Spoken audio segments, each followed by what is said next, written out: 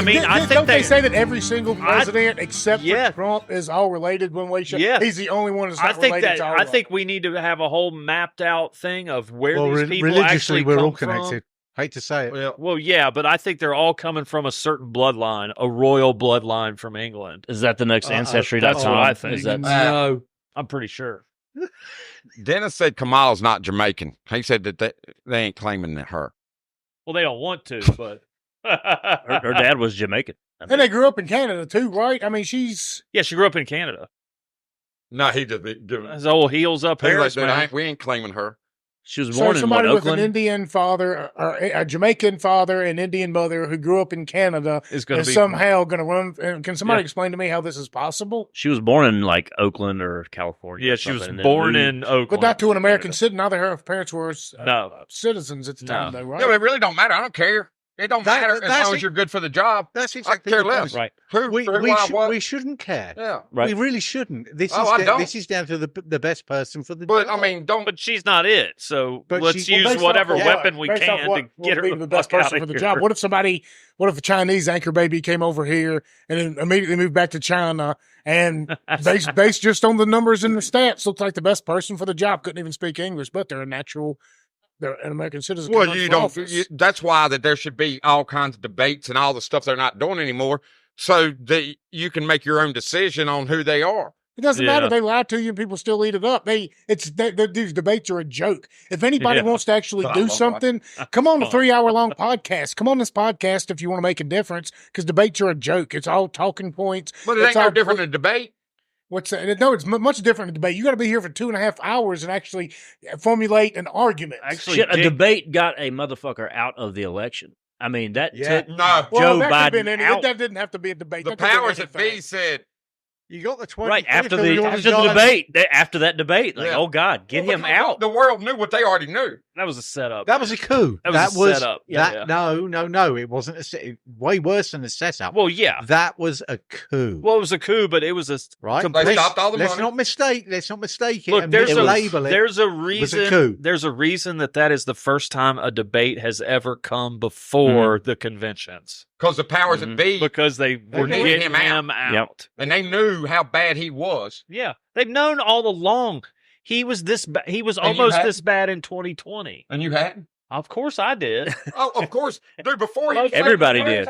Yeah, that's right. We were making memes in nobody 2020. ever seen him the first time. Yeah, he hid in his basement the whole time. 80 million votes. And then he went away with COVID and came back out 5 inches. And then you add Trump's votes to it by the election website's own numbers. And look how many people's registered to vote in America, and tell me there wasn't something screwy. Of course there was. Because there's a massive millions different. Look, you had Ruby Freeman down there in Atlanta on video pulling out suitcases from under the table and running those ballots through the machine 5, 6, 7 times. And then she actually went into the police. She went to the police in Atlanta and started confessing. The FBI showed up, carted her out of there, and then a day later has changed her story and said she did nothing wrong and blah, blah, blah. I mean, the FBI's been running this whole thing. They went around and shut down any legitimate whistleblower that was coming forward. God bless the whistleblowers. Come forward. I think that they planted people like Rudy Giuliani and some of these other just horrid lawyers in Trump's camp to run these cases and screw them up completely. The whole thing. Here's my theory, and I told Chip this earlier at Mullins. By the way, we need to do a show at Mullins at some point in time, I think. I think that's a necessity. Absolutely. I think that we all know that this plan has been in the works for years and years, decades. I mean, this goes back to the 60s. Like, your Besman office told us this. We understand. I think, and feel free to chime in and add your variations of it. But basically, in a nutshell, I think that the plan was going as they had expected to go. And the only thing that they did not account for in their equation was the internet. Mm-hmm. Trump, absolutely. They planned for, not even Trump, they planned for everything, but they did not account for the internet and what it would do. So basically what happened is we get to 2010 and the pot is getting ready to blow, because back then the internet was the Wild West, and you could go see anything, do it was anything. Awesome. People were learning things, awesome. and we were really questioning things. And that's the point in time we had Occupy Wall Street, where the people on the left and the people on the right all came together and were like, you know what? It's y'all's fault. We had the Tea Party movement, we had Occupy Wall Street, and both people were on the same side. And what happened next? Introduce identity politics to everybody. And they had to steam forward, and they had to basically push their plan into higher gear, because we had started calling out their shit before they were able to completely defend it. And you know what I mean? They hadn't got that full power they needed. That's why squashing Ron Paul was so important in 2012.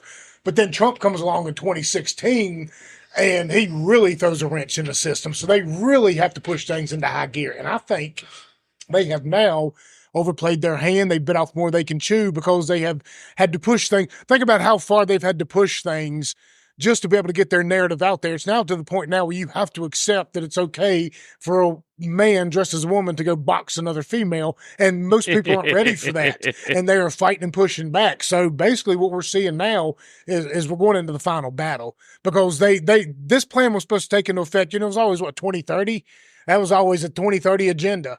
And everything got thrown out of proportion in 2010. Well, it was Agenda 21, and then they bumped it back to 2030.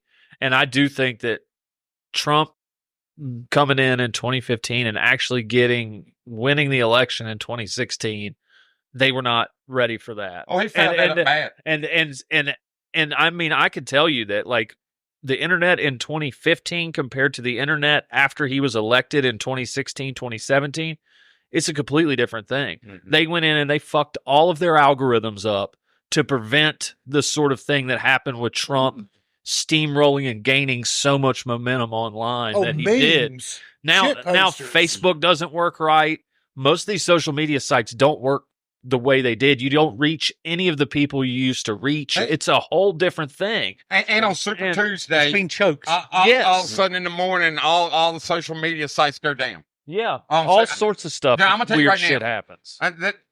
That was no accident. No, of course that was a dry run to see if we can how fast we can do that on election day. Oh, the CrowdStrike stuff, yeah. No. Well, I'm saying because Facebook crashed for so long, and all of them did. Yeah, I think that, and also I don't think that they weren't ready to roll out the pandemic yet either. When they did, they had to. Yeah, because they weren't, and they weren't ready. Nah, shit didn't escape. Dude, they needed to destroy Trump. Yeah, they had to. They had to destroy what he, because they were not ready. They wanted to wait 4 or 5 more years. And if you look at like their Event 201 and Cyber Polygon and some of these other think tank roundtables that they had, it was clear from those that they didn't want to do this until 2024, 2025, when they were ready to roll out a central bank digital currency, when they were ready to roll out vaccine passports, when they were ready to they really have everything crashed. They wanted to have everything in place to implement this new technocracy system, and they weren't ready to do it in 2020. They didn't have the infrastructure in place. And they've been playing catch up on that infrastructure over these past 4 years. And they've been off more than they can chew. Now too many people have grown wise to their stuff. And now too many people know because the mask came off too soon. And so everybody got in their kids' classroom in 2020, right. and then everybody watched as the only news networks that they would allow you to see said one thing, and then months later said another. And obviously, there's still brainwashed people out there. But what happened was all these kids, high school, middle school, had to do school over Zoom, which was kind of thought through. But what they didn't think about was mom and daddy. That's right. Standing there and looking over Sally's shoulder and being like, what the fuck? What's this blue-haired freak telling us? Yeah. What's this blue-haired freak telling don't you? Get me started. I mean, but that's what happened. The one that can't pass the state board, so she just gets a long-term substitute job. Yeah, but that's what happened. And so that's why over and over again I wrestle with, is Trump legit or not? Like, I want to hope so much that he is somebody that's legit and he's going to come in. Look, I think he is legit. He's working for a different faction. I mean, the way that I understand it is there was a group of military intelligence recruited him to run a long time ago and have been over the past 20 years, from 2000 basically on, were setting things up and getting them in place to bring him in and run him when they did. And they were successful. They overwhelmed the machine. I don't think that Hillary nor any of those Democrats thought he had a chance in hell of actually winning. And so they weren't prepared. And he caught them with their pants down. The day that Obama won re-election, Trump patented MAGA. Did he? That day. Yeah. The day that Obama won his second term, Trump patented the MAGA phrase. Make America Great Again. Yes. Yeah. So that trademarked it. Yeah. Trademark and patent. So yeah, I mean, he knew. The two separate factions are a very plausible thing, but I mean, I guess what we need is a hope in that second faction. Although it may be corrupt and evil to some degree, it's at least sticking up for the common person. Yeah. It may be a necessary evil. Yes. And they're a necessary evil. And like I've said, get us back to a stable point. And then let's sort through and find somebody who's 7.5% better than Trump is next time. And then the time after that, we find somebody who's, 10% better than that person was, until we get to the place where we can actually, because this is not just, you don't turn the Titanic around in a day. You just don't. It's going to take 20, 30, 40 years to get this thing moving back in the right direction. As a libertarian, you appreciate that he said, I'm going to put libertarians in positions in my cabinet. And I mean, that's a start.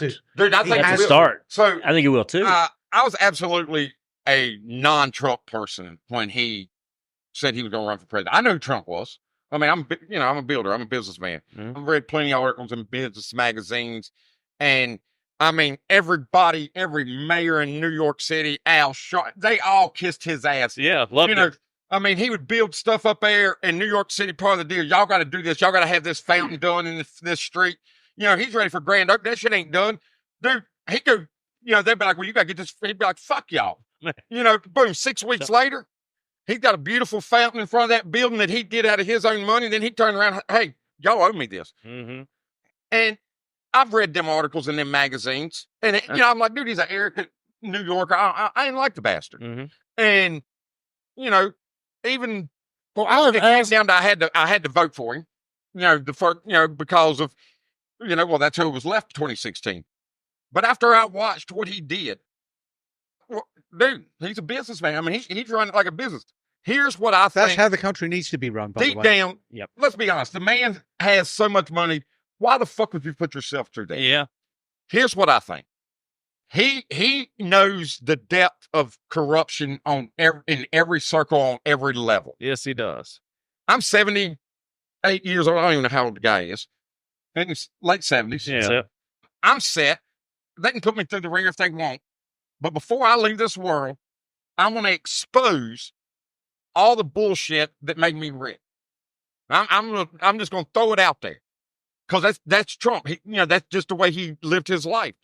I mean, maybe not necessarily expose all the shit that may be rich, but expose all the evil that is out there that I witnessed on my way to this position. Yeah. Like all the people I watched because look, I'll be honest with you and take this what you will, whatever you want to think about Trump. And people in this room, people in this room know that I have a friend that has actually worked security for him before. And I've asked him legitimately straight up, is he the type of person that the people on the right say he is, or the left? He said he is the type of person that will walk up and shake hands with every single person at his facilities, at his towers, at Mar-a-Lago. He'll go up and give $100 tips to just random employees and stuff like that. He remembers people's names. Yeah. The cart boys down there. He said he is that guy. So for me, that's why I hold on to this little bit of hope, because I know somebody that has been there, that has watched him in person, and it's not just an act. Yeah. And maybe if it is an act, then we should all be so happy that somebody is going out there and acting in a way that makes other people happy, that he's giving people money just for existing. Hey, here's $100 here. Here's $100 there. Or, hey, how you doing today? How's your mom doing? You know what I mean? Like the fact he's not just a guy that lived his life in a tower. He got out there on the job sites, and he might not know what the hell the guys were doing and when they were doing the building, but he was talking to them, and he was finding out where their mind was. He was finding out, you know what I mean? He's Simon actually looks like Trump right now as I see him across the way. He looks with the orange hat on. Yeah. You know, it's kind of.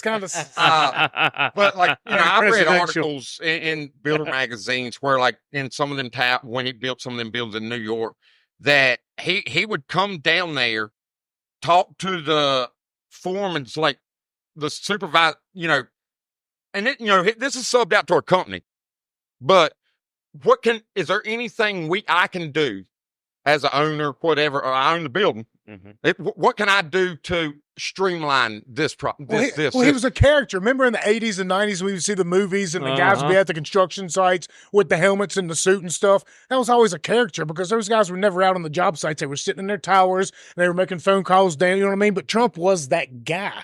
That's why I think he resonates so well with people, because he was that character. He was the guy that was going to the job sites. He's single-handedly credited with saving New York City at a certain point. Mm-hmm. Big time. Big time. Yeah. I mean, you know, people loved him, especially rappers and black people. Until they were told not to. And then all of a sudden, he's mentioned the people that hate him the worst right now. Every one of them have loved them and kissed his ass. Yes, at one point. Yeah. Sure. He's in more rap songs than any other celebrity by an exponential number. He has a gold commode. Well, they love him. They love him. And I'm telling you. And when they took that mugshot, it cemented him. Like I watched this MSNBC thing from a day or two ago where they sat down. I watched five or six, you know, black folks who like inner city. Yeah, and they were like, "Do you guys have friends that are voting for Trump?" And they're like, "Yeah, we all got friends that are voting for Trump." And they're like, "And how many of them changed to none of them? None of them." Now, but here's going to be the difference. So in years gone by, you know, you got the ballot box, Wanda, the ballot box stuffer going door to door, whatever. All they're doing is getting a name and filling in. They ain't even filling in down ballot. I mean, you look in 2020, look how many down ballot people won, and Biden was the only, you know. So that tells you right there that it was rigged, because all the ones that were rigged, all they did was fill in the first dot. Yeah. Well, now when you talk about that too, when we talk about Trump and where he was put and the people that got him into power, there were military intelligence people. There were the good people that are fighting back to the Was it in their best interest for Trump not to win in 2020? See, I think so. I think if to be able for them to expose because they are exposing themselves left and right now that you could never imagine. I think Trump trusted That's people. a valid point. I think Trump, the first go around, was ignorant enough to trust people that he thought he could trust. Look, I think he had a lot of bad people around him, but I think the second go around, I think Billy's right. He's a businessman. Ain't gonna make that mistake twice. I think Billy's right that there was a calculated decision made not to take a stand over that, not to take a final stand over that election, because you were able to wake up another huge percentage of the population with everything that's going on. Never the past interrupt 4 your years. enemy when they're making a mistake. That's right. They have parroted out a corpse for 4 years now, and everybody has woken up to that. Well, they hung themselves. I mean, look, they could try they woke themselves up. They could try to run away from the border. They could try to run away from the economy. They can try to run away from these things, but they can't. It's there. This is on them. It's their And I think record. they are smart enough to understand the only base that they really have is a small faction of people online and these group of people who will come out and protest in the cities. But beyond that, and those people can get squashed in a heartbeat. Yeah. That's why they are scrambling right now. They're doing shit. everything they possibly can. It's all a facade. It's all a facade. It's all a facade. Because, like I said, it's but they got like 30 million more. But if Trump would have stayed in and would have won, he'd have been having to spend the next 4 years of his presidency cleaning up the COVID mess. Yeah. And answering for that and going through another freaking scandal. Yeah. Instead, what did he do? When he lost, he disappeared for 2 years. Until they went after him. You didn't hear nothing from him. And then when he decided, started, but they went after him when he said he was going to run. Well, they started. Yeah, they said he was going to run. Then he decided he was going to run again. He started getting the momentum going again. And now that's when they started going everything they have done to him has backfired. They arrest him. The mugshot goes viral. It's made they him try bigger to kill and him. stronger. Crazy, the photo goes viral. They keep on building his legend. And so at this point in time, I think maybe it was in the cards. That's why they didn't protest 2020. So because think about it, there's tons of evidence out there like something should have been done. There was an obvious. Billy, you're playing the long game. That's for the long game, and that's how it's played. Yeah. If you tap into the long game, them buttons? you're over the target. I mean, the military intelligence who got him to run. Trump's handlers. It's a faction of military intelligence and then a faction of like global business leaders that don't want to see, because the end game for the left and for the New World Order is this, and that's the left's end game. is this global technocracy where eventually man basically merges with machine. They kill off 90 to 95% of us because they don't need us. And a lot of global business leaders don't want that, because then their customer base is gone. They have no one to make their products for anymore. That all goes away. Jeff Bezos go broke. And there's probably some people out there that probably have a little bit of humanity to themselves, saying we all deserve our ability to live. Whereas they want to keep the whole grift that started in the 60s and 70s. They just want to keep that grift going. Hey, give them enough so that they're fat and happy, and let us keep ruling things and skimming off the top. Whereas they don't want to go for completely broke. They don't want to completely transform. They want to be like the mafia back in the 60s and 70s. Yes. Look, we will keep the community safe. Yes. On Thanksgiving, we're going to deliver you turkeys. If you do business with us and you screw us over, then you're going to pay the price. Pay your taxes and we'll protect your shop. There you go. And you know what? People didn't come into Italian neighborhoods back then and screw around. That's right. They didn't. You didn't. But they had honor. I mean, the mob, they had honor with it a little bit. Well, obviously. Anything compared to the government, you're going to find honor in. There's honor in the cartels when you compare them to the government. The cartels don't drone bomb other people in weddings and countries halfway across the world. They keep Americans safe down there because you won't. Yeah, they certainly will, because they need that dollar. Protecting democracy. That's right. You know, let's be hypothetical real quick on Trump getting into the office and he does get a libertarian. Let's talk about who that person should be, because everybody's throwing a lot of names around. And when I think about the biggest names, you know, they're going to say Vivek is a libertarian. I'm going to give Vivek the nod, although I don't think he's probably the best person for the job. I think he's going to find himself somewhere very important, but I don't think he's a libertarian they should consider. Thomas Massey, no, we need him in Congress. Rand Paul, no, we need him in the Senate. Yes, we do. Justin Amash, no, we need him in the Senate, who has a good opportunity of winning in Michigan. So for anybody out there that wants to support that, I mean, I think Spike Cohen should be that libertarian. Think about it. Spike is very well educated. Find him a spot, give him the Department of Education, or give him, you know, one of those areas. He's very well read. He's very passionate. He's young. He's energetic, and he really will get the libertarian base behind whatever it is that you're trying to sell. You know what I mean? If you want to find a way to collaborate and bring things together and say, okay, moving forward, the Libertarian Party is just not getting it done. But we see you're right there, and we see you're making good points. And actually, a lot of your best points are also shared by our biggest part of our base. So let's work together. And you get a couple of guys here, a couple of guys there. I think Spike is that perfect person to do it. He's the person that would get the maximum amount of libertarians to move over and say, all right, maybe this going forward works. Maybe we should start cracking deals with different parties to get things to make things work. And who better? Because we don't want to take away guys that are in positions right now, right? Well, I agree with you, but I think Spike is too libertarian. I think Spike is too much the guy for those spots. I think he would push the edge. But you would have thought 3 years ago, J.D. Vance ain't a shot in hell. Trump would have picked him to be a... Well, no, he is very 100%. Much so, but Trump is the kind of guy that's got the ego that says, you know what, I think I can calm him down a little bit, this Spike Cohen guy. You know, I can get him in here. I'll talk to him. I'll talk down a little bit to him. I'll tell him he's got a beautiful wife. Miss Tasha, she's the best. He does have a beautiful wife. If he did, it would be the greatest decision he ever made, putting Spike on anything. Because Spike starts here, but he's willing to come here if it's going to make a difference. Well, and his intelligence versus any of them up there, he'll run circles around all of them. So it would be incredible to see. I really think that's the push they should make, you know, and that's the push I think the Libertarian Party should be making with Angela and those people. Say, look, if you want to nominate a Libertarian, get this guy, because we don't want to lose our guys that are in strong positions right now. And Spike is a big enough personality within the, like, I mean, him and Dave Smith are probably the two biggest, most recognizable people in the party right now. And Dave Smith is probably not good for it because he's doing comedy tours. He's going on Rogan. No, you need him in the media. Yes, you need Dave in the media. He's your media guy. Yep.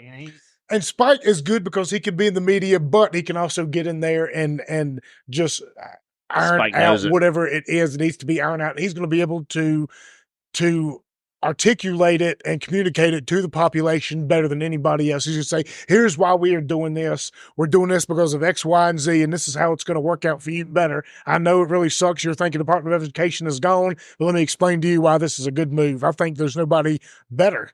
Plus, two of the most graceful women I've seen is Spike's wife and Trump's wife. Put them two together to go out and have a little chat here and there. Hey, good luck if they go on a shopping trip. Oh, Jesus. Ooh. As long as Trump's paying. There you go. Right. There you go. But you raise something to me.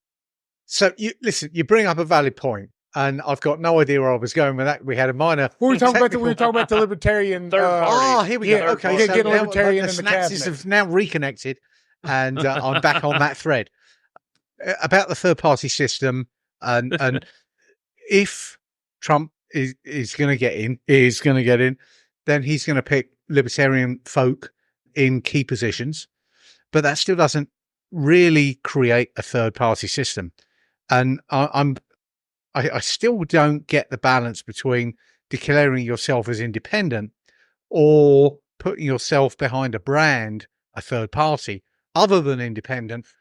What's going on here? Here's how it helps the third party is you get somebody into positions of authority and power that are going to espouse those libertarian ideals. And when they implement those ideals and they start working, then in hopes that other people will say, well, hell, that worked. So let's start implementing those ideas in other places. From a political side of things, when you start cutting deals with these other parties, well, now it's like if Angela wants to cut a deal with the Republicans or maybe RFK like they did in Colorado, now they're going to pay people in the party to get this access. You're going to pay here or there. So now you're increasing your war chest. So maybe in 10 or 12 years, you have the money to go out there and run some decent candidates and some positions around the country that might not be president. But that's how you build. You take what you can get while you can get it. But to me, it's a genuine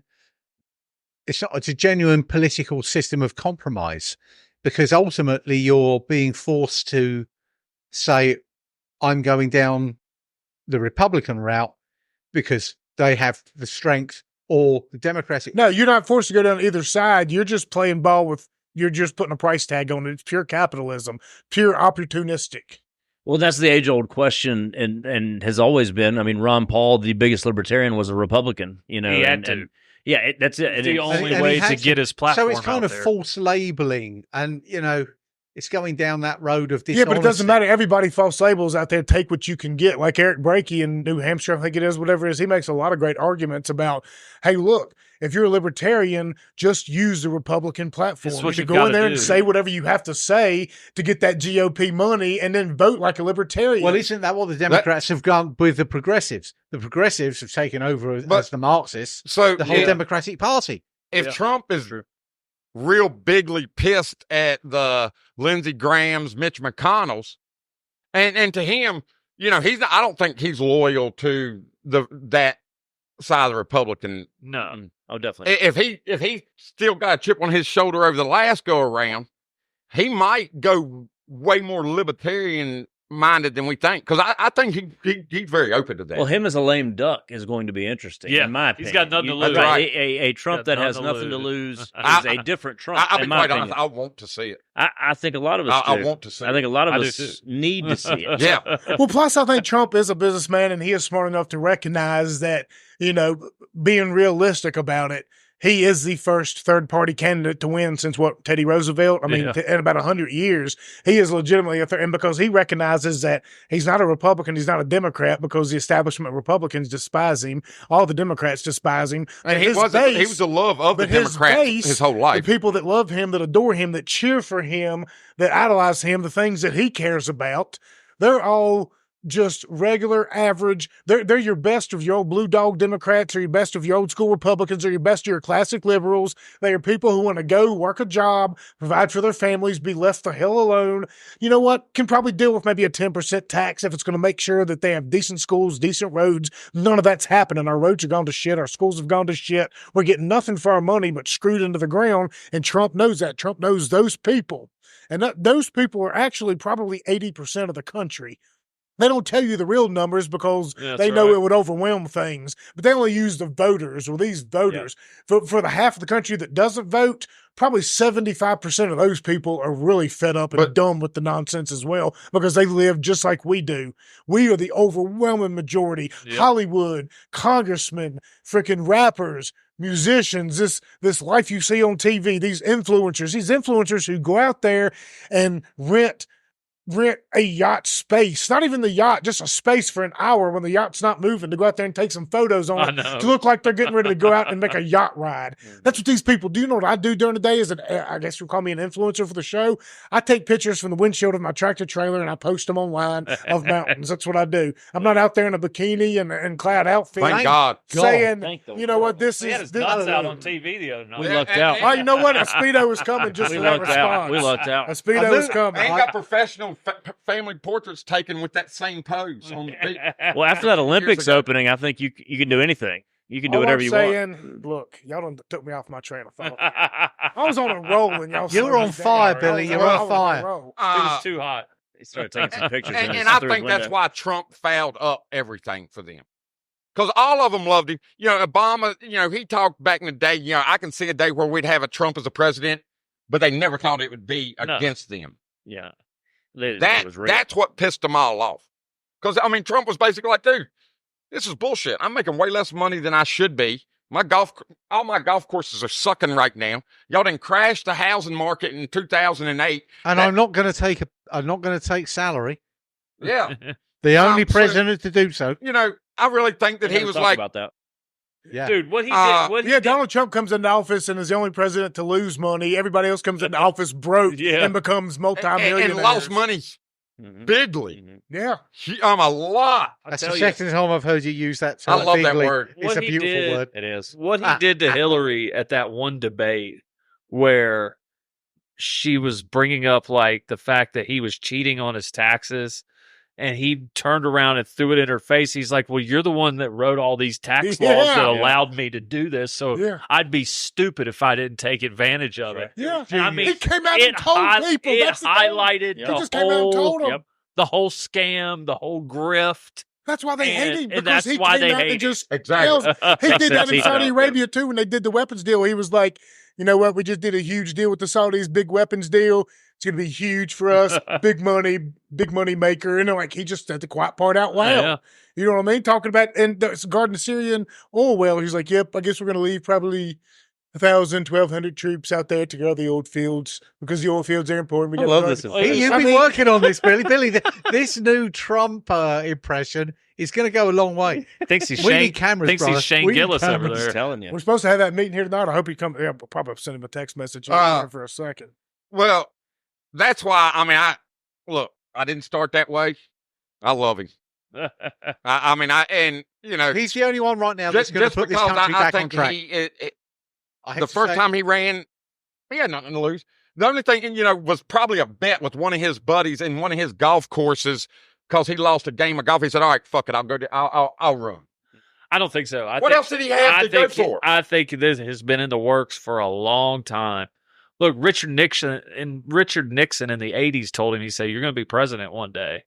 That's probably why they put him on the TV show. He almost ran in 2000 in against he did get in the primaries for a bit, didn't he? Yeah, and he was running in that same party that had the Libertarian Republican guy, Pat Buchanan. It was that, I forget the name of the party. And then he almost ran again in 2004 and didn't. Who? Trump. So he's toyed with it. He's waiting for the right moment. Who knows if he really was? I think he really was. I just might have, dude. I think the dude's shrewd enough to just throw some shit out there just to fish. Nah, I think this is in the works. Look at his family lineage. His uncle is the guy that got all of Tesla's stuff when Tesla died. John Trump, the guy that he talks about as being the biggest influence on him growing up. He was the guy that got all of Tesla's stuff to go over for the government when Tesla passed away. Can we talk about the book that was written in like 1870 or 1880 that talks about time traveling stuff? Yeah. Just explain that real quick because I don't know if we ever talked about there's a book written about it's been a while since I've looked at it, but it's basically, talking about a Trump, and they mention the name Barron, and it's a time traveler that like goes back in time. Oh, fuck. And Trump's, I've read this. And Trump's going to be president, and there's a great president who does all these great things. And I mean, there's so many these kind of weird things that are around him. Card readers are the same way. You throw out a bunch of stuff, and eventually a few things can line up. Well, this is why you look into it. It's a wild little book that basically like depicts everything that's happened, told from the perspective of a Baron Trump, which is his son. But that could be a Trump that couldn't get pregnant. In the 1800s being wrote like that. I mean, you don't know. Oh, fuck, here we go. We got a Raising Arizona reference. In 1893, a book was written. We got a Raising Arizona reference. In 1893, a book was written, Baron Trump's Marvelous Underground Journey. He is a time traveler with a mentor named Don in Russia, which Trump mentioned a lot. The Last President, which was written in 1900, it's about a wealthy man running for president. He lived Fifth Avenue. This book included Mike Pence, John Trump, his uncle, collected Nikola Tesla's work. Yeah, I'm looking up another bunch of stuff. But yeah, that's the name of the book. Yeah, there's a bunch of stuff around it, but the Trump family even in that time was big. The Trump family is way more inside and way more connected than what they have presented it as. And why hasn't that come out? Why isn't that a topic of conversation? And it's a grey area that we're now touching on. To me, that's at the end of the day, there's like a cover up. There's like 6 families that had their hand in everything in America up until just fairly recently. Well, there's only been a few fingers involved in the. Yeah, I'm saying, the Rockefeller. Literally there was a half a dozen families. The Rockefeller that owned everything. Rothschild, you name. They're all and the Trumps. They've been in that circle for a long time. Well, they're on the outskirts of that circle. And that's the thing about it. That circle I heard for a long time too, was like, even Trump being a New York guy, he was a Queens guy, not a Manhattan guy. Yeah. So the Manhattan people kind of looked down their nose at him. His dad was a slumlord. That's where his dad made all his money, was running slums. And then Trump, Section 8. Trump broke out of that. Good money. And took the step from where his dad was to where he is now. And you got to respect that part too. Well, you do. Well, that's visionary. I mean, there's a lot of people that has inherited that kind of money. Yeah. And screwed it all up. Yeah, trash. Tons of them. I guarantee you 90% of them screw it up. Yeah. And that's one thing people don't understand, those leftist trolls on the internet. Like, he was given $1 million by his dad. What could I do with it? You know what? I guarantee you would still be sitting on the internet complaining if somebody would given you $1 million 10 years ago. You'd have blew it all. You'd have screwed it up. There's a statistic out there, and I can't bring it back up. Well, the lottery winner statistics. Nonetheless, the basis of what I'm about to say is divide up all the money, give it to the bottom. No, where you have that influx of wealth to one family, and they create this massive wealth, an empire. It generally doesn't go beyond 3 generations. Yeah, they screw it up. So we're left with the Rothschilds, the JP Morgans, because some of those families do it right. They make sure that there are people. Because they've done it right and they haven't fallen into that trap where failure becomes inevitable. What was it they don't all have it in a basket together, though. They got other people that are making money decisions.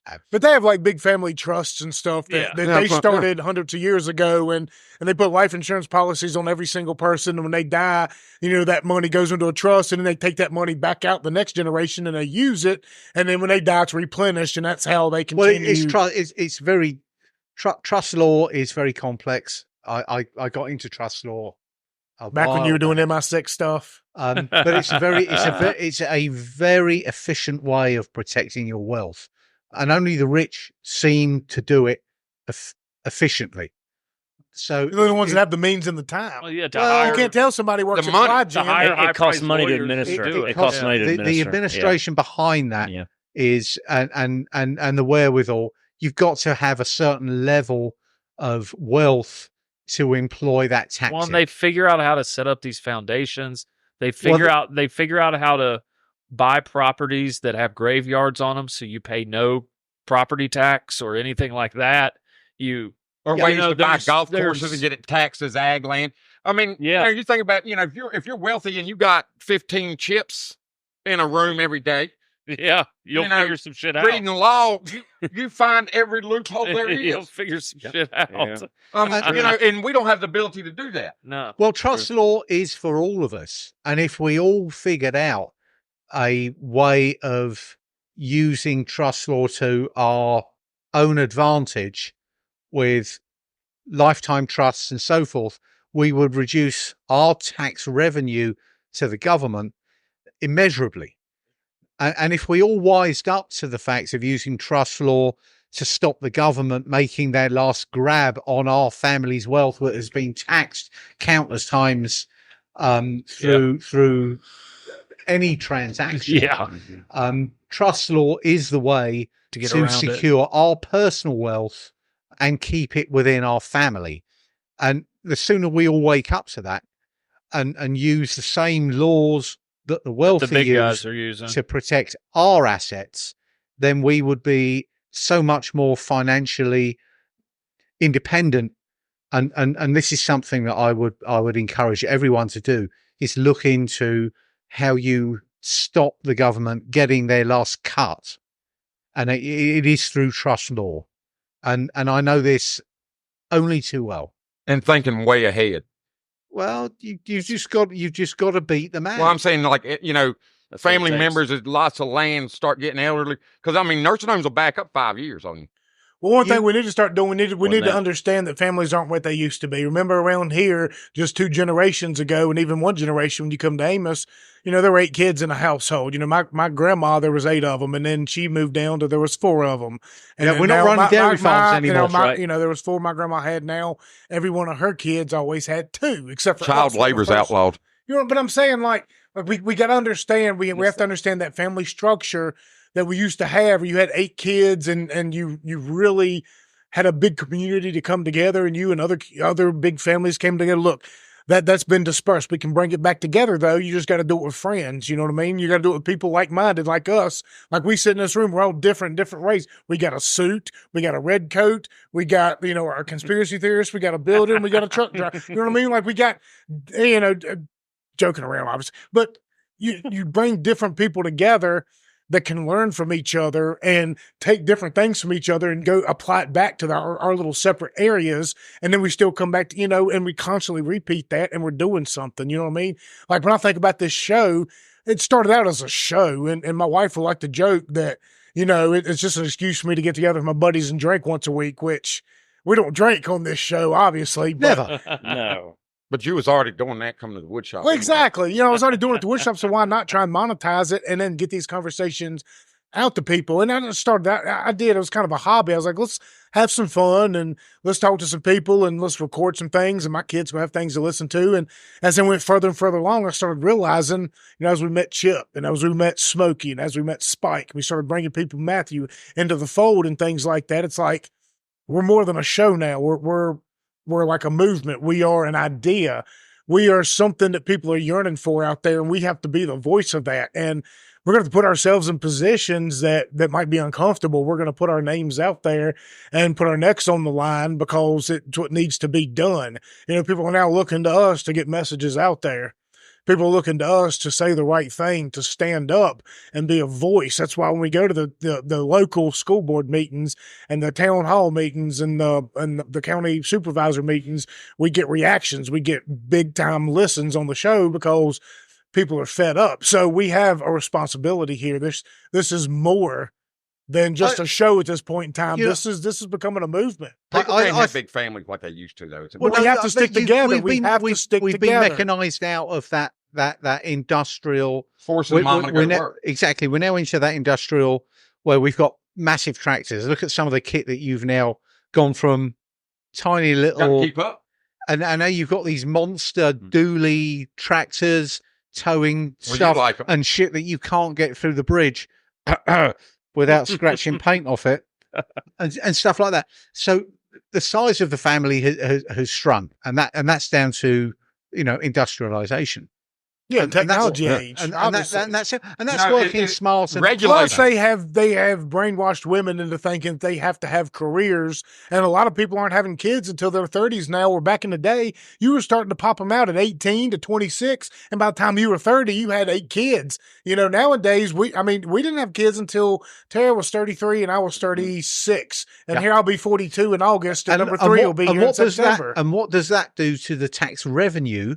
It inverts the triangle. So, what we're seeing now is the collapse of capitalism. And that's a big reason why they're bringing in all these immigrants. They need people to fill up these tax bases. They need people in there paying taxes that are going to feed this system, like Social Security, that's sure to fall apart by 2030 at minimum. It's just to keep putting Band-Aids on. And your small communities are just gone. I mean, you used to have small communities that were thriving, and they just don't exist anymore. The internet just took everything out. Well, regulation, though, took everything. How many dairy farms used to be here in Franklin County? But dozens and dozens and dozens. But you also had your local creameries and stuff. But all of a sudden, now you have to be shipping so much milk to get this milk company to come pick it up. The quota. Because you can't drive it to Rocky Mount yourself. They have to check, by state standards. Now, a third party has to come check your graph to make sure it never got over a certain temperature in the tank. After it's milked in, they have to take a test tube of it to make sure you're not, because the next farm, somebody's going, if you have a whole tractor trailer load in one bad tank and you have to dump the whole tractor trailer load, that farmer has to pay for that. Yeah. And so the local dairy farmer does not have access to his own non-pasteurized milk. He does not have access. Not legally. Roger that. Right. Not legally. Mm-hmm. Not legally. And so, and it just keeps expanding from there. So you got to breed your cows to get 75 pounds a day. Oh, I can't keep up with that. 90 pounds a day, 95 pounds a day. I got to keep my somatic cell levels down. So now you start feeding random stuff to keep your cell levels down under a benchmark to ship it to North Carolina. And none of that used to be. You could raise a bunch of chickens. They went to the next farm up the road. They were late. Everything stayed in a tight circle. You raised cows, you butchered them, you sold them to your neighbor. Can't do that no more. They're coming through everything you got in jail. The DNA from one beef burger that was tested had the DNA from 1,500 different cattle. Absolutely. Now that to me, that's insane. We did this a couple of weeks ago. We were in a tight hurry. Fuck? We were in a tight hurry, so we went to Kroger and got some patties to put on the grill. Right, frozen patties, right? No, they weren't frozen. Okay, but they were the ones they made there at Kroger. They were like the jalapeno cheddar burgers or whatever. Ground beef, yeah. And I also bought a pound of bison, and I made me some bison burgers. I grilled out the bison. I grilled out the patties that they'd pre-made. After I got done, I cut them in half, and I looked at them and Tara, and I said, "That's not a hamburger right there. That's not a hamburger. Has a distinct texture." Yeah. And look, this stuff looks rubber and manufactured. My kids wouldn't eat it. Tara took one bite of it, said I won't eat it, so I gave him my bison, which was obviously good. But like whatever it was that they had in those packages, when you put them on the grill, it was. There's a very subtle difference between how they treat. Now maybe the chemicals they put in there for the jalapeno and the cheese or whatever helped condense it, but it just made it. Bear with me on this. The differentiation with FDA or USDA, whoever the fucking agency is, hamburger meat is treated differently than ground beef. If you have a ground beef patty, it can have nothing in it. If you have hamburger meat, it can have 17.5% saline and whatever packing or whatever they choose to put in there is acceptable under USDA, FDA. Plus, under their own rules, you're allowed 3.2 parts per million of rat parts. In hamburger too? Yeah. Or is that just hot dogs? Hamburger? No. If a rat gets on the line or in the tub, it's browned up. It's in there. It's in there. I think it's time here in the very near future we get Gail and Thad or some farmers back on here with Stuart as well. I would like to get, I'll tell you who I'd like to get up here with the beef farming in this county that's very local to us. And that's Jonathan Barrett and Deacon Sled. Yeah. I would love those two to we could get, because they're beef farmers. We could probably get somebody from KC Farms here too. We've had them on before. We've had KC on Chase. and Chase on. He would be another valuable input. But I'd like to see an opinion from someone that is pure beef cattle. Yeah. That doesn't have a vested interest in their slaughterhouse USDA facility. And that's not knocking Chase at all. I admire what he's doing, and I wish him every success in what he's doing. There's no beef farmer that don't have a vested interest in a USDA. That's the only place you can make it. It's the only place you can do it, really. Right. Well, but I would like to have a chat with Jonathan Barrett and Deacon Sled, because they are the purest beef cattle guys that are local to us. Yeah. And their opinion, I think their foresight and how they manage crop, how they manage spraying, how they manage feeding, how they manage logistics of moving cattle to market, or whatever process they use in selling their products, is going to give us an education. And that's the education that we all need. Yeah. Because if we're not educated, we're the sheep, right? Well, and let's not be the sheep. The meat coming out of the store, it's fucking shocking. You have a few extra calves on your farm that you can't keep. Take them to the market. You have a couple cattle brokers down there that buy everything that goes through. Tractor trailer loads. They're loading them all night, all day, running them out of here to feedlots. So you took a calf out of Virginia. That thing goes maybe to Nebraska, Kansas. It gets turned in with another 30,000, and you have to be right on your marks, because they want all them calves in them lots, exact same pound, and they dock big time if you're under. Yeah, if you're 370 pounds and it should be a 400, they hit you hard. It's a high multiplier. But so you're bringing cows from every corner of America into these huge feedlots, and high protein. They're taking a calf from 500 pounds to 1,000 pounds. 6 weeks, 8 weeks. Jesus. I mean, well, there's no exercise. I mean, it's in small lots, and literally just as much as these cows feed. Yeah. And they ain't no different than a boxer or whatever. I mean, it's doable. Here comes But you look at the meat in a store, and you go pick a pound of my hamburger up out of the freezer. You just look at hamburgers side by side. Well, for steaks, coming out of the same machine. For steaks, a ribeye. You go to the store and get a ribeye, and it's big, fat, marbled, and there's fat everywhere. But what are your ribeyes? There's hardly any fat. It's lean. But that's in manipulation of the cut. So they're cutting a whole, instead of just the ribeye, they're taking a lot of junk meat off the side and leaving on there, so it makes it look bigger. Yeah, it makes it look bigger, instead of it just being the ribeye. And then you're buying a third that's just going to get tossed. I mean, just like commercial bacon, most of commercial bacon's sow belly. It's the Bammer glands. And they run it through, smoke it, slice it. Well, that's another thing. Cut the nipples off and go. Stay away from commercial pork, because all of it's getting mRNA jabs. Well, China bought Smithfield. They bought all the pork industry. Yeah, and they're all getting mRNA. Here's something interesting. Grass-fed beef. Grass-finished beef. We hear about grain-finished. Yeah. And the marbling and the wonderful flavor profiles that you get from corn-finished beef. Okay? It's there. The marbling's great. It tastes great. We've been polluted in thinking that is a natural flavor. But then they're forcing that animal up to 1,500 pounds before slaughter. 1,500 pounds is about or less. More or less. So if you get a grass-fed animal, and the grass-fed animal is best slaughtered at 1,000 pounds. So you've got a small. Now here comes the kicker with farming, is if you've got a grass-fed cow in relation to a corn-finished cow, the acceptance rate of fertilization is 10% less with the corn finished cow. You're losing 10% fertility with a 1,500 pound cow because it's too big. You're losing 10% fertility. Well, they're not going to breed none of. Well, hang on, but bear with me on this thought process. If you have a grass finished cow that doesn't have that penalty of a 10% fertility failure, we're dealing with mechanics and numbers. Yeah.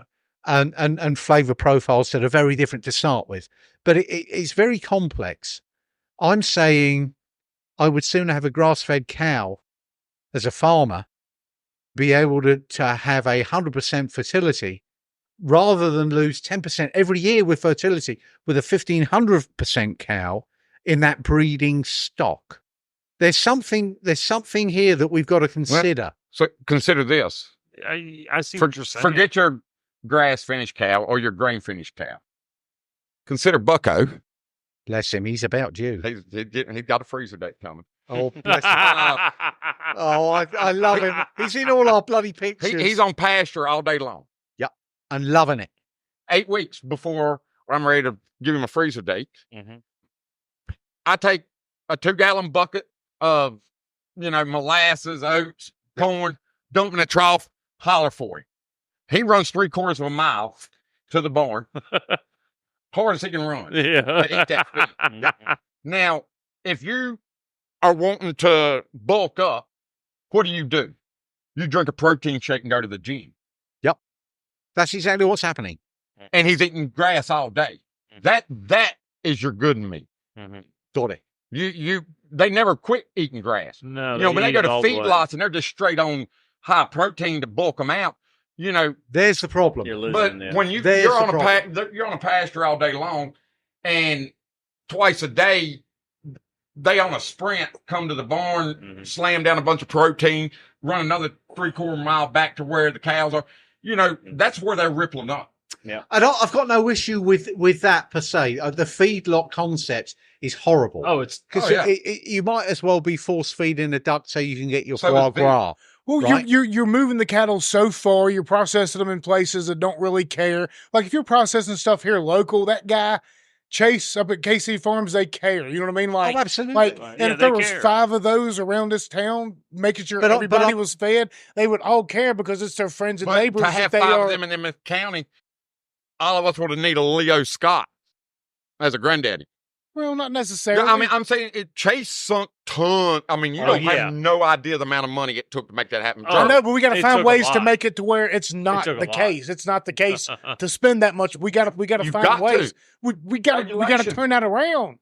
We have to find a way to turn that around. That's why we're having these conversations here, and we're hoping a lot of people are listening. Turn it around. We'll stock the freezer tomorrow. What's one of y'all answer me this though, because I've heard that a lot of the times, a lot of the meat you're getting in some of these stores are just old dairy cows that they just ship off to the meat grinder. I'm sure. Where is that happening and how often is that? I'm sure it's more. Well, how many dairy cows around? Tons. They have to be walking. That's the criteria. It don't matter if you have to you can take a hot shot to them all you need to get them on their feet. As long as they can walk off the back of the trailer. That's it. So what are you implying? There are a lot of sick cows out there. I'm saying that you don't know what you're getting. Every dairy cow there, 90.9. Yeah. So most of them are getting sent to the meat grinder. For it to be considered Angus meat, the cow has to be 50% black.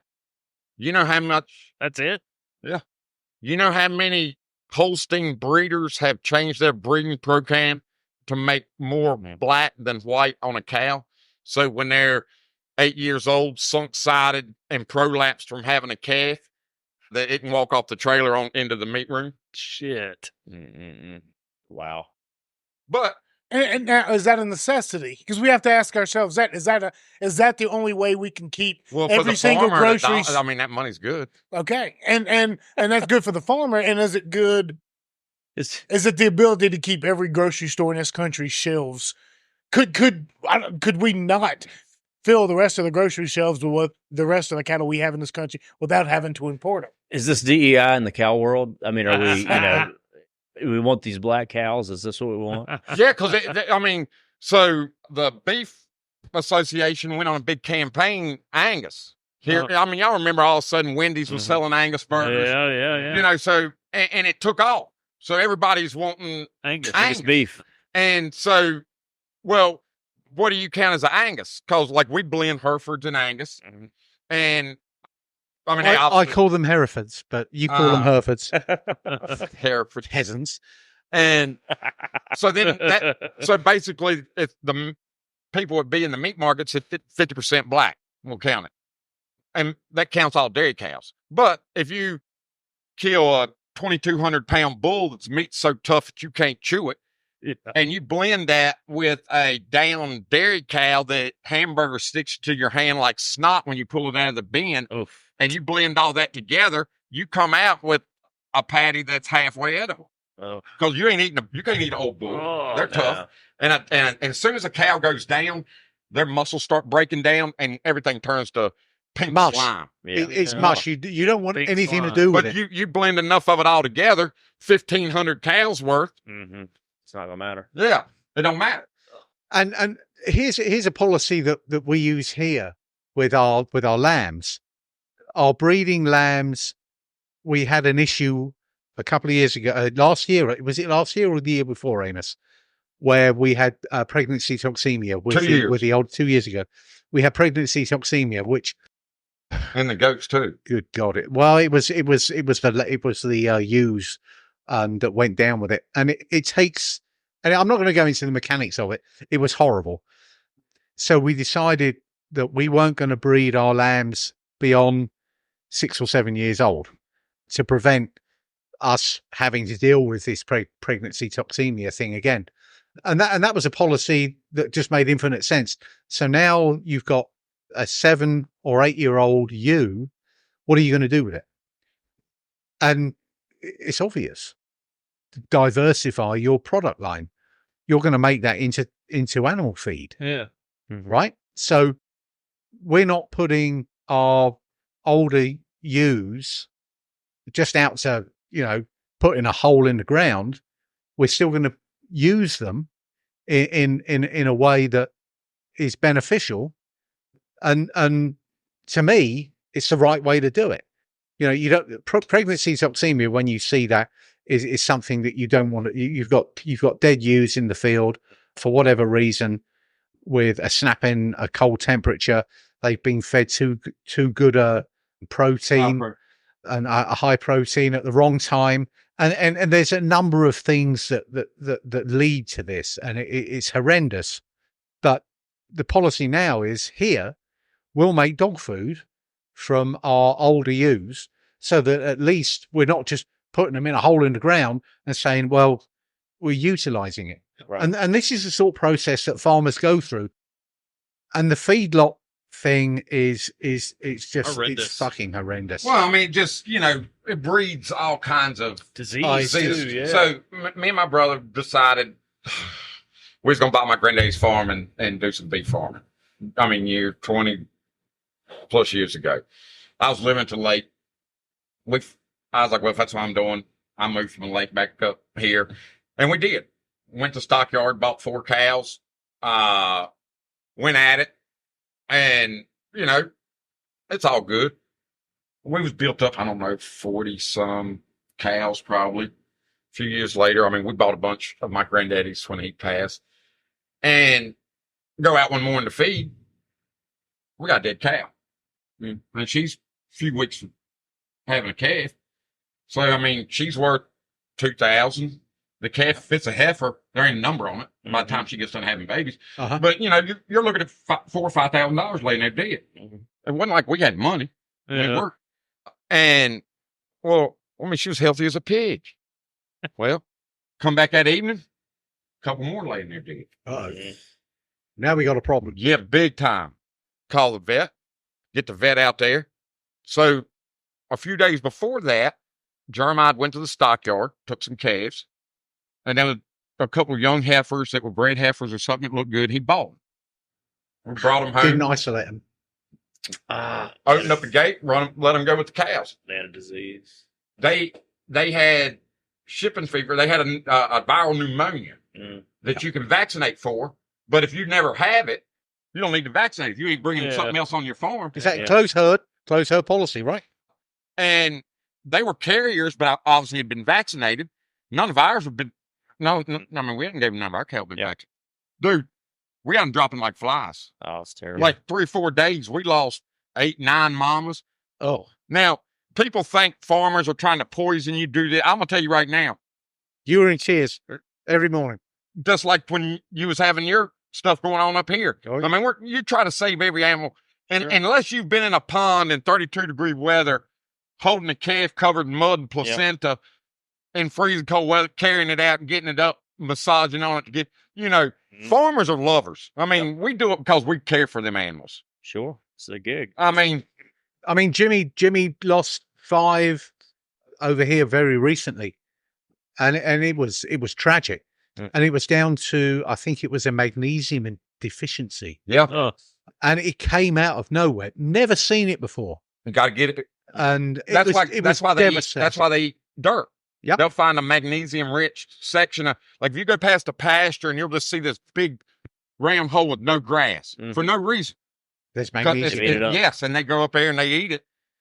But you can also, give it to them on a lick. Exactly. Well, exactly. Yeah. And the vet came out and figured this out, and all the stuff that he'd been putting for the feed and fertilizing the pasture and what have you was deficient in magnesium. But what a lesson. I mean, it was horrendous. So yeah, farming is, you give respect to farmers. You bet bad. You spend a ton of money and hope that you're going to make money. You got to be in it for the love. Yeah.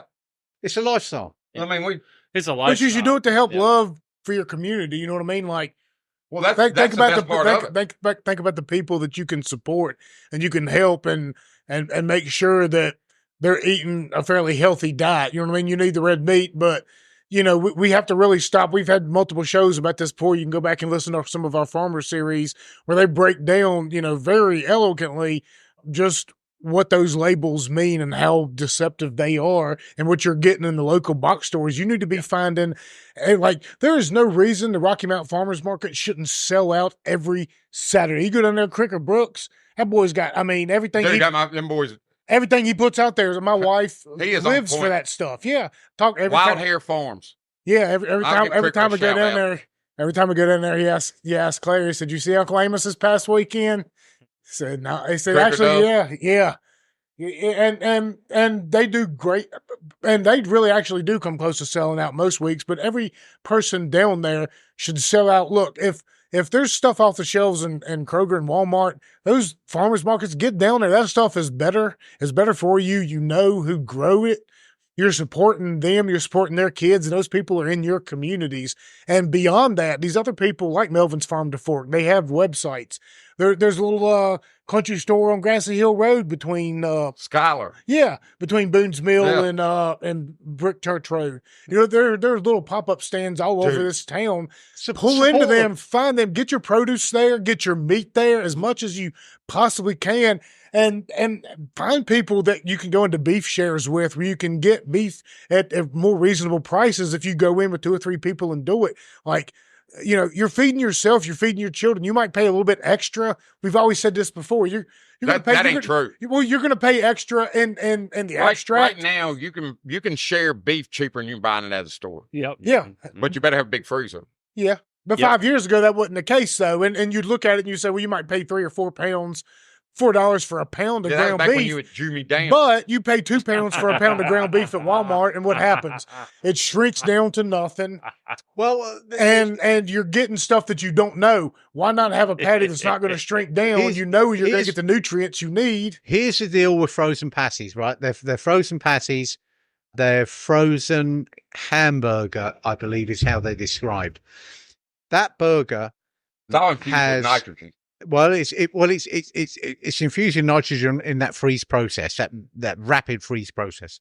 But they're also injected with 17.5% saline.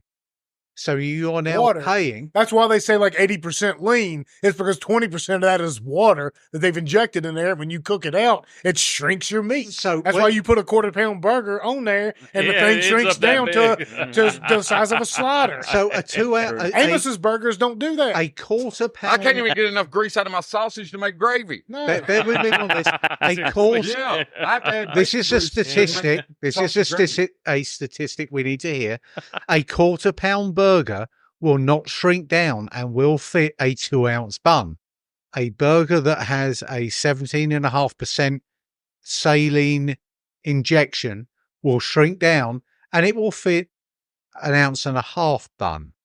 And you are paying top dollar for that 20% loss.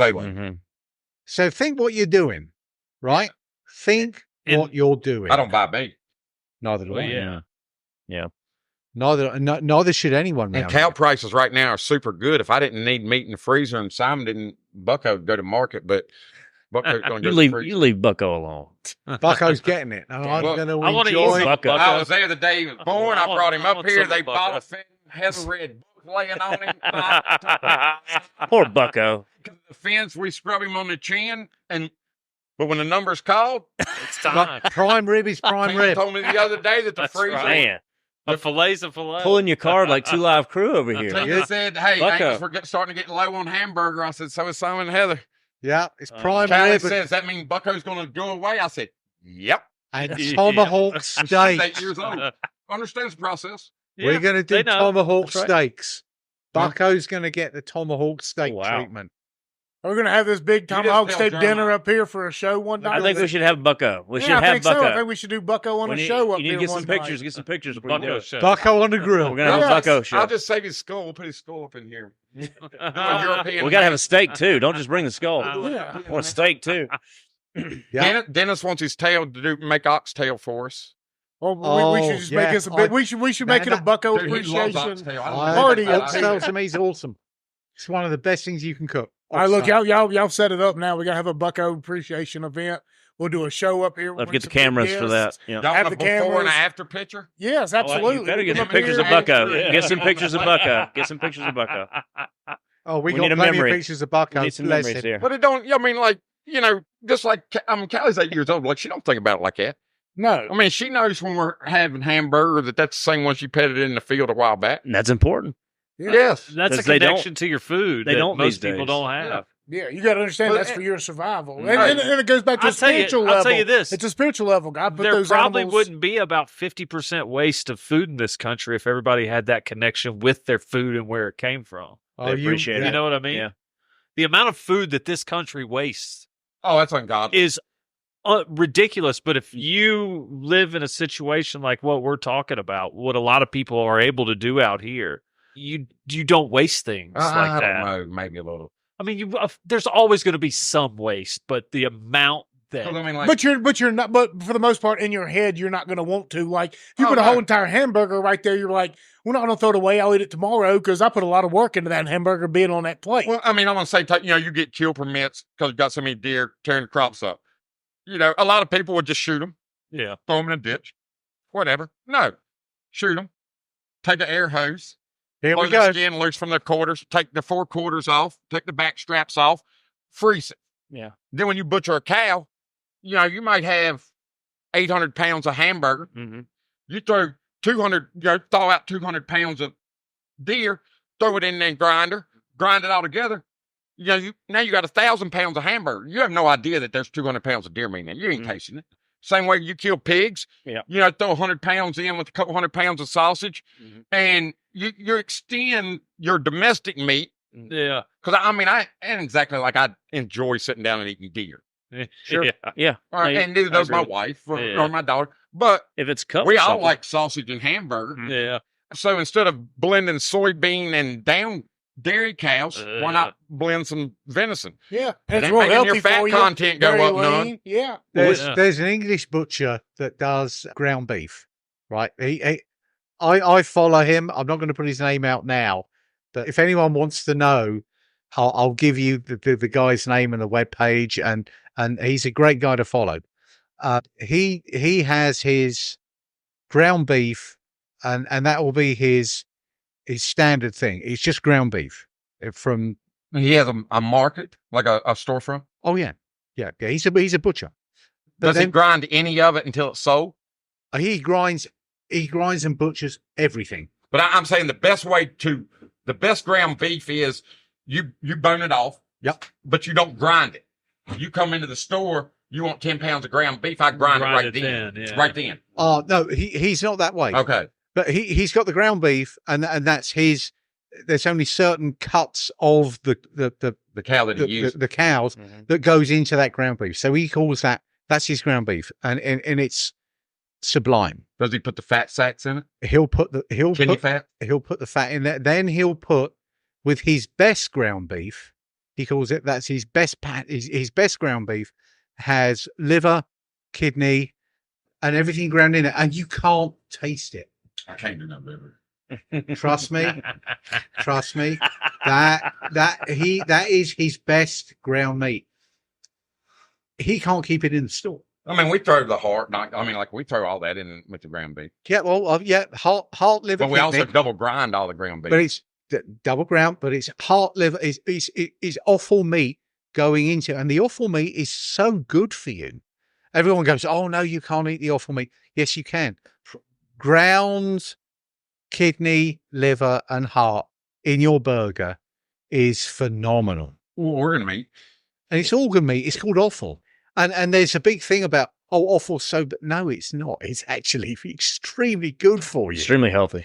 Yeah. And we need to re-educate, the public in the goodness of doing this. But and you're being true to the what animal. about the stuff we don't know? So you're just talking about my granddaddy, he always had beef cows, but we had 2 dairy cows, always milk, made our own butter, everything. He would butcher them dairy cows when they were old.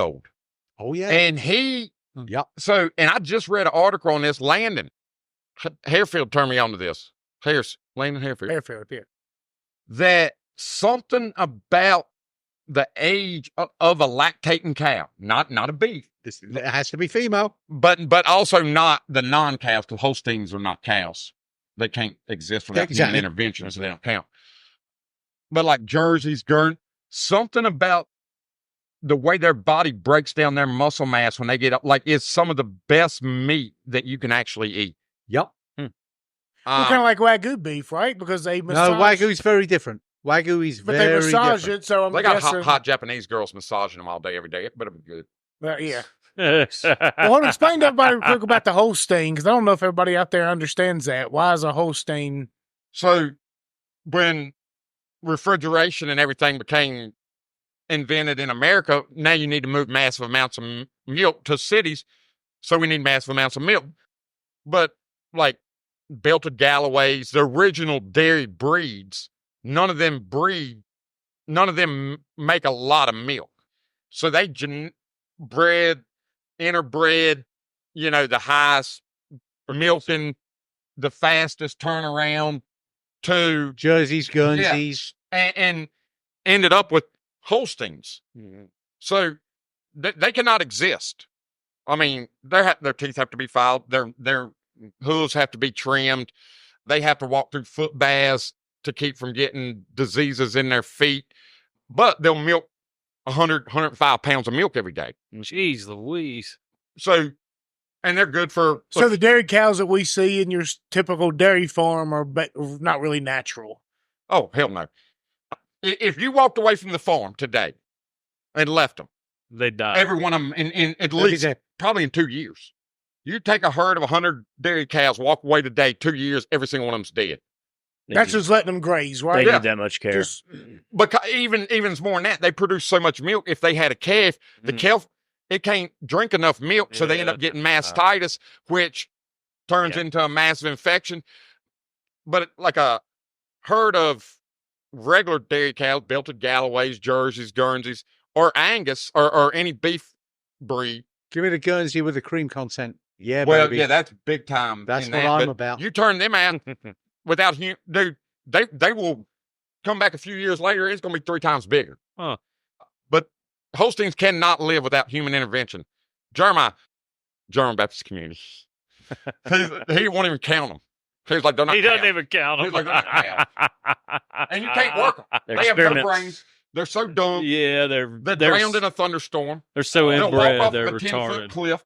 They basically just exist to produce milk. That's it. Like they were slaves. They were bred to walk in the barn, produce milk, and walk out. That is the original GMO. Holy shit! Yeah. It is. No, corn is. Think about it. Well, corn is, but anyway. But And then like Belted Galloways that's where they started out with Holsteins because their butterfat content's minimal, but they milk a decent amount. Mm-hmm. Like Jerseys, Guernseys produce a little more milk, but higher butter.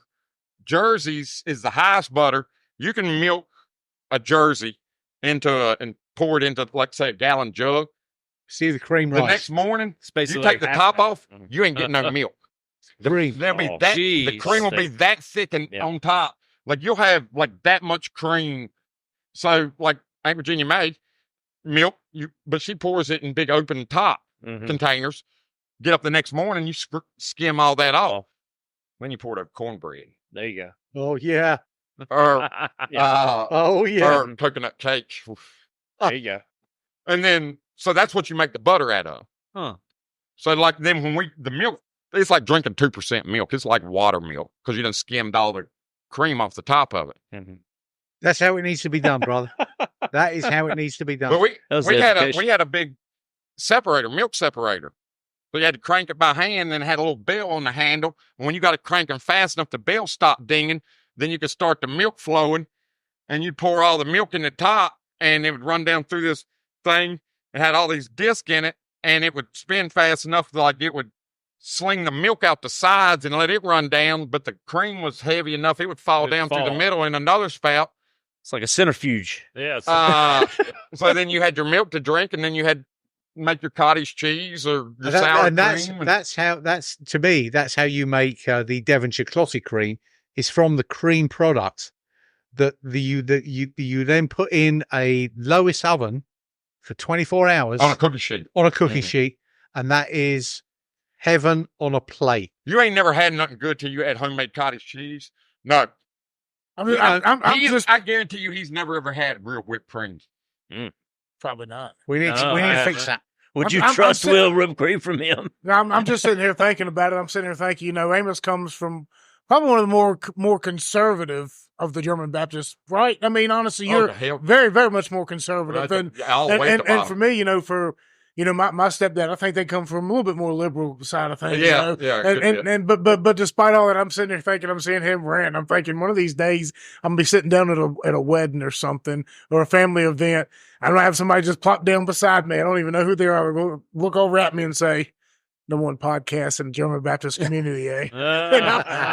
He's coming. That's what I'm saying. This is all Amos Denton's fault. One of these days, you might be happy somebody like Amos Denton knows how to do that shit. Yeah, absolutely. That's why we. Here comes an intruder. That's why. I'm like Dennis yesterday going out of Bobby's. I was like, if a cop's pulling us over, it's going to take a while. He said, I'm black. Both hands will be on the ceiling. Look, subconsciously, though, that's why I mention it every single show. Like, I want people to look into it and be like, look, I'm not suggesting you go out there and live like that community, but take some of the best values they have and apply it to your own life. Like, find your community, support each other, grow your own stuff. If your buddies call you up and they need a favor, you and all the rest of the guys show up and help. Yeah. You know what I mean? If Simon says we need to all come up here one day and reconfigure this cabin to get our cameras up, then we all show up and do it. We all add in our little bit of expertise. That's all the community is. Just find your niche in your community and make it thrive. I respect the hell out of it. People come and say, "Oh, you ragging?" Hell no, I ain't ragging on nobody. I'm saying, if it wasn't for Amos, I wouldn't be here today. You know what I mean? And he got those values from a certain place. I got those values from a certain place. And here we are trying to expand on those values and encourage other people to adopt them, because that's the only way we're going to save this fucking republic. That's how I met them. Yeah. They were talking about getting into goats and stuff, and I was like, man, I don't know if that's a good idea. Milk's thick, stinks a little when they eat wild onions. See, I remember the first time I met Simon, too, because it was only a handful of months before Tara and I got together, which makes me even more think he's in my six, and he was put into place to make sure her and I got together. None since I left home. Because it was a New Year's Eve shindig up at the Callaway Roriton Club.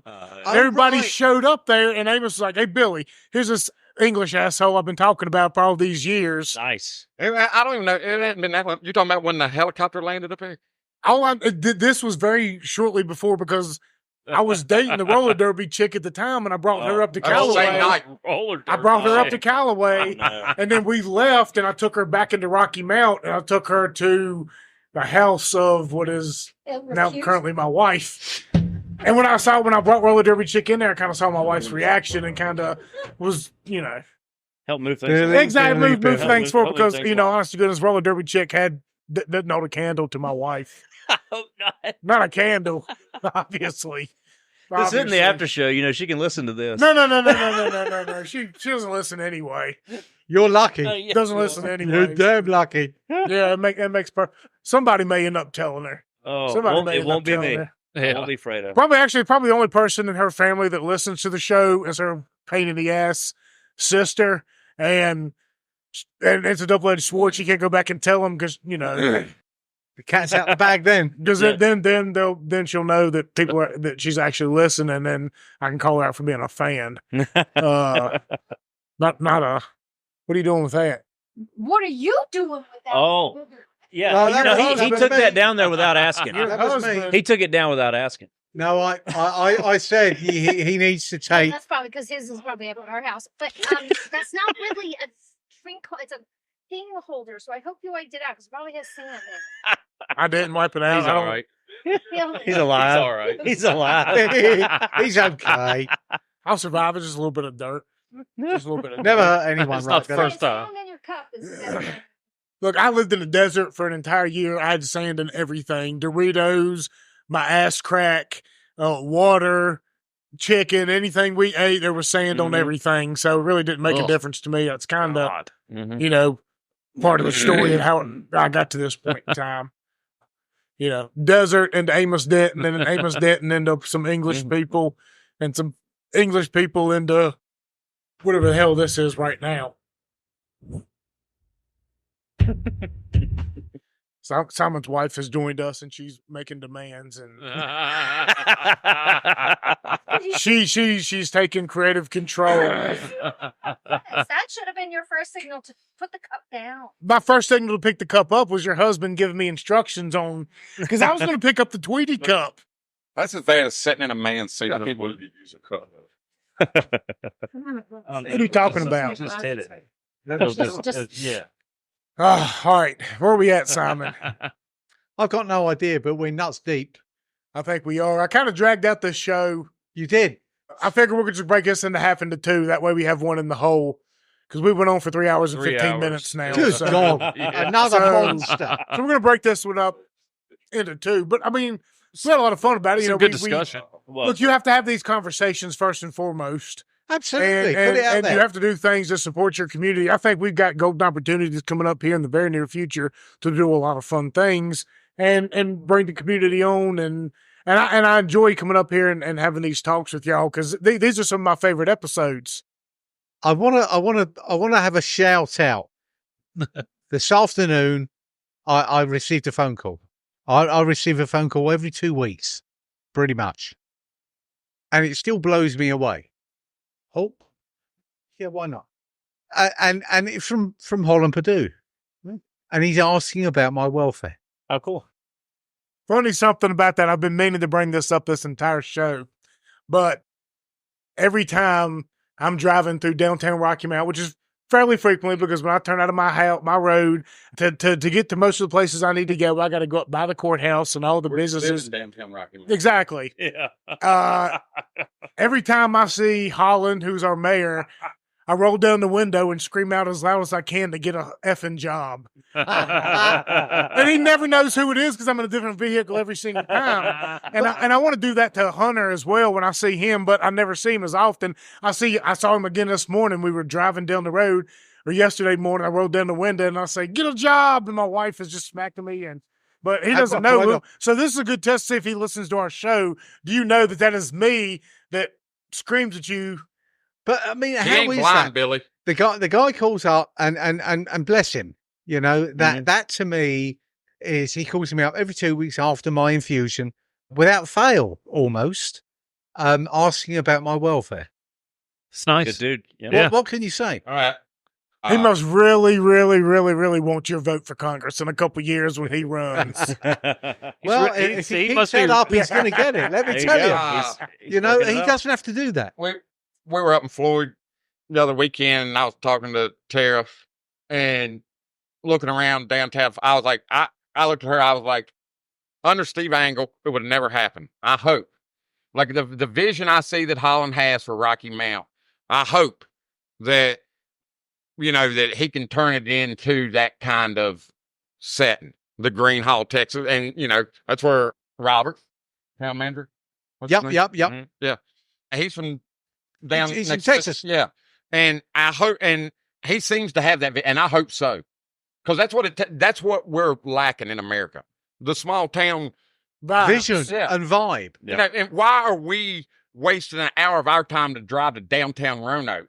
Why are we not convincing the people in downtown Roanoke to drive an hour to come to our little town? Yeah, come to Rocky Mount. The music's going to be better. The food's going to be better. The alcohol's going to be better. People are nicer. Going to be better. I'm a little biased. You don't have to deal with, going to the clubs and you come over here, he'll be playing music for you. Absolutely. Have music everywhere. I'll be out we had a blast the other night. I'm supporting the vision 100% because what I see now is results. And if you can't judge by results, what are you judging by? You're in the wrong fucking game. But at that same time, I feel like to get them results, I got to look over what I don't like to look over, the fact that the town has to be in the development business. Yep. And spur it off to private. I can't see it happening any other way. Maybe I'm wrong. I think, I'm starting to come to grips with it. You've got to have a guarded approach to that, and I think with transparency, I think that path isn't a bad path to follow if you have transparency. Yeah, I mean, and I'm going to support the guy. There's no question about it.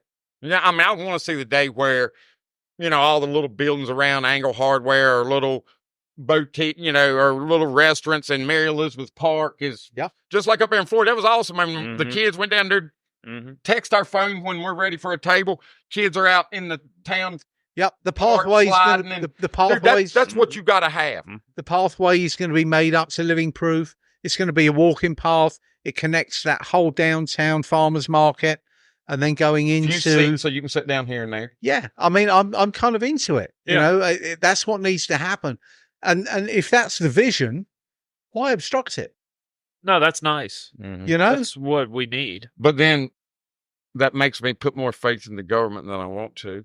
Well, local government's different. We can control local government. Yeah. And that's the thing. I told you. Our voice is heard. Look what's happened with the Friends of Ferron and them gaining the opportunity to develop their environment with their wishes and vision over someone who wants to clear cut and stick up 140 single wides. If the that's county how it works. Had a vision like I think the town does, why wouldn't the county said, all right, let's help y'all do this, and then you turn it over to a private and they pay the town back or the county, versus the other way, a bunch of county boys saying, hey, we want to have a park in Callaway. We want to do the Antioch Park. All right, we'll put together this big kayak float, call it the Black Owl in the Blackwater. Well, a few years in, they find, dude, these boys are raising tons of money. So the next year, guess what?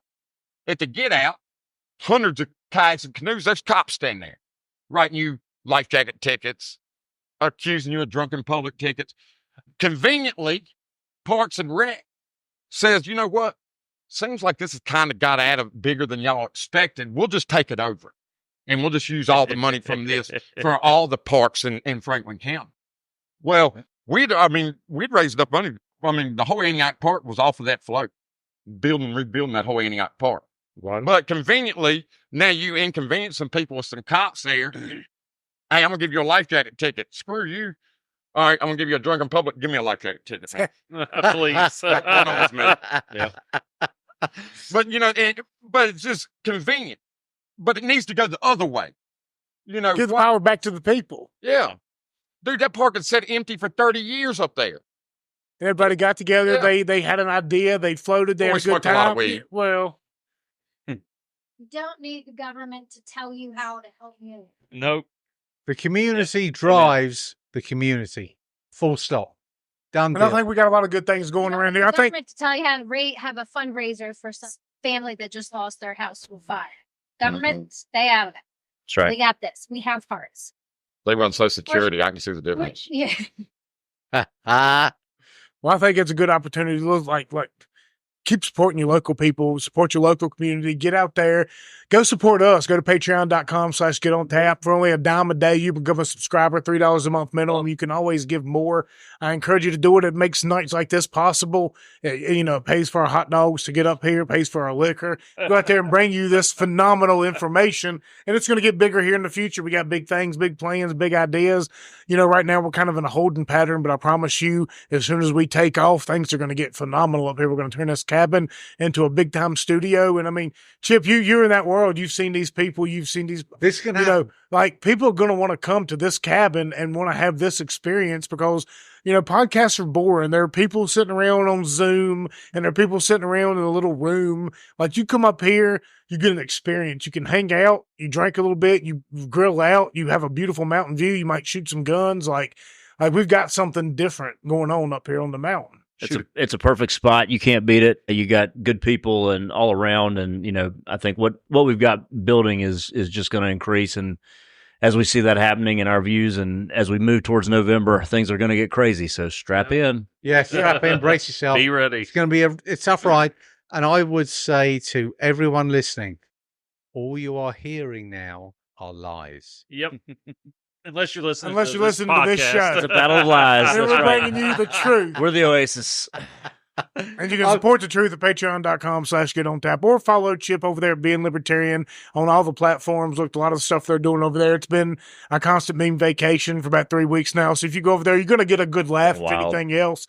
And you're supporting local Appalachian culture. Same thing with Smokey, the Appalachia Standee, Matthew Rife at Rife Technology. Go give them a follow. Everybody around here in this region, we're doing good things. We encourage you to do the same thing. And all the support you give us is helping us bring people to this area that otherwise wouldn't come here. That's what we want. We want people to come here and have their fame documented so other people want to come to this area and spend money downtown. So 100 more people come to listen to Stuart play music. 100 more people come to buy meat that maybe Amos has up there at the store at the Morris Hotel. Maybe 100 people more come and get to meet Chip, who has all the great memes. You know what I mean? Like, you bring people to this area, they're going to spend money because of the people we bring to this area. We just want to want come hang out. So patreon.com/getontap. We just, you are not a subscriber yet either. We need everybody to subscribe. I've subscribed a long time ago. We need everybody to subscribe. We just want to show everybody that our corner is way cooler than theirs. It's fun. Come It have a is. good time. Like, you don't need the club scene, where people are twerking in the, come down here and bring your children. There's good music. There's good food. There's good alcohol. I've seen twerking it's up here. Safe. It's safe. That's a different Appalachian generation. twerking. Wholesome. Yes, Yeah. it's a different scene. Come hang out. Right. Come listen to these people. Like Stuart plays music. Amos provides meat. We provide, whatever it is we provide. Come support us. Come support everybody in these local communities, not just us, but Entertainment, buddy. We provide entertainment. we That's do. True. That's it. We do. So And the occasional accurate news source that may not be considered a conspiracy theory. We're conspiracy theory busters. There you go. we are. There we go. We have a good time with, and the fact that we can come together now and bring you shows without guests, like this is a team we've got going on here. I mean, The everybody that Appalachian comes here, conspiracy theory busters. and There's a Leave nothing, t-shirt. research everything. exactly. Right. That's right. So we're going to go ahead and this episode has been broken down into two. If you're a subscriber at patreon.com/getontap, you'll be able to listen to this entire show before everybody else gets it in public. Otherwise, it's going to be broken down into two. Find Chip. Thank you so much. Being Bless you, Libertarian. Chip. Of course. on all Happy to be here. The sites, Simon, Stuart, Amos. Thank Thank you, everybody guys. else. Love it. Enjoyed it, guys. We will catch you next time. Peace.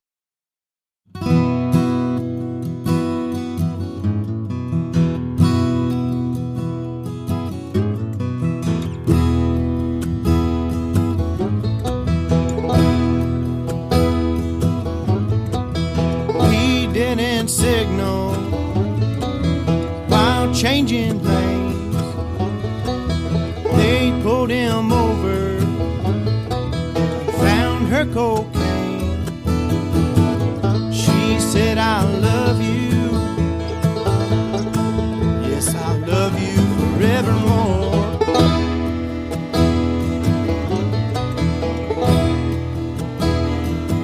If you tell that policeman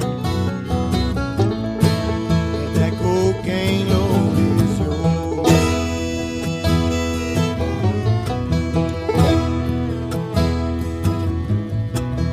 he spent time locked up while she ran around. Everyone knew it, small country town. While he lay rotten, Lord, she was blowing on his door.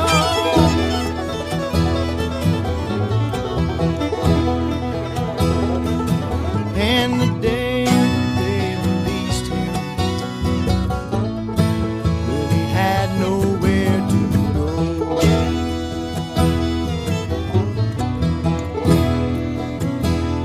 Lord, and his ashes to ashes, and you know it's dust to dust.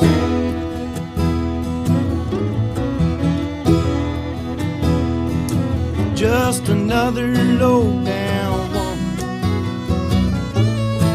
that a man can't trust.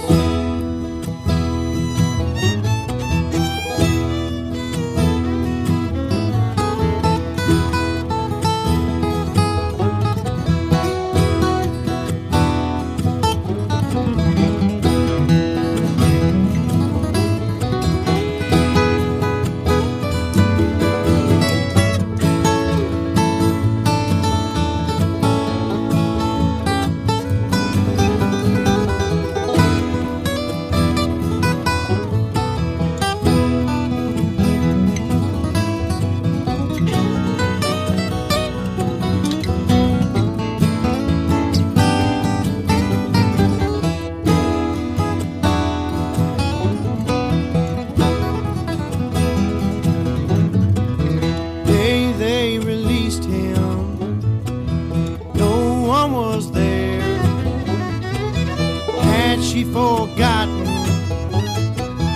Did she still care? He called up her mama, Lord, and these words he heard her cry.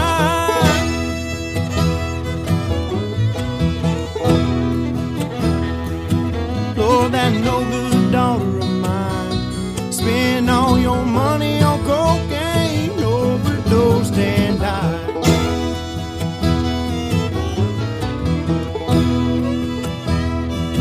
Lord, it's ashes to ashes, and you know it's dust to dust.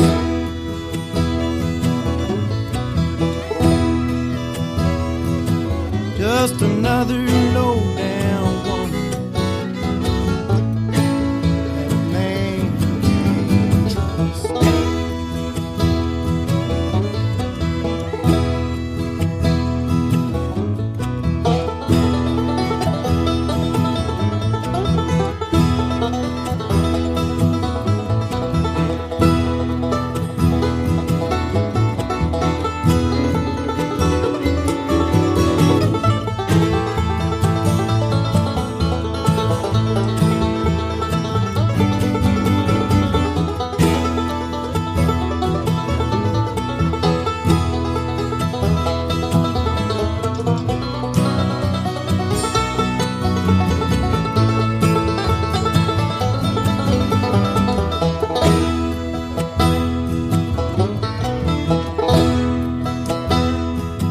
In the spring, one sunny day, my good gal left me, and she went away. Now she's gone, I don't worry, because I'm sitting on